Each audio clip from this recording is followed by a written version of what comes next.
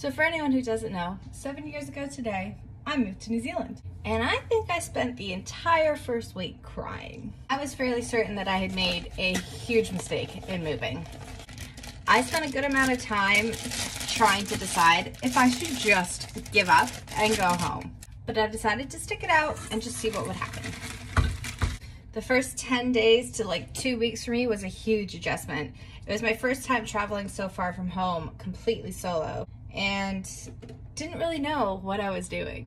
My only plan when I had moved was to start over, and I think that really it was quite romanticized in my head. You hear people talking all the time about how they just started over and it was the best experience of their life, and I kind of expected that, you know, those were things that just kind of happened overnight. It's not. I spent my first 3 months in New Zealand traveling around and staying in hostels, which was a whole new experience for me as well. But I made and met some of my best friends in those first few months. I met Shannon and Mike, and for the next 8 to 10 months, all we did was travel. Well, and work. We did have jobs. But we did a lot of traveling, and something really interesting happened during that first year. I realized that I actually loved the country of New Zealand. In that first/second year, I decided that I wanted to extend my visa because I wasn't ready to go home just yet. And in that time, I also met a Kiwi. Now, of course, if you know me, you know that unfortunately that didn't work out. But it's not to say that we didn't have some really cool adventures. When it was just me traveling on my own, I did some pretty cool things like skydiving, mountain climbing, and with the Kiwi, we did some other really cool things. I had my first hot Christmas with his family, which was a really interesting experience, something I was definitely not used to. We went whitewater rafting down in the Waitomo Caves, which was a pretty cool experience. We went down to Queenstown in the middle of winter, and I was reminded many times on that trip that I was supposed to be Canadian who was used to cold, and he was not. But I really did love that New Zealand seems to have endless options for people who want to do something a little bit different. I think I also got lucky that somewhere along the way I got a job with people that I genuinely enjoy being around. And I'm not just saying that in case they watch this.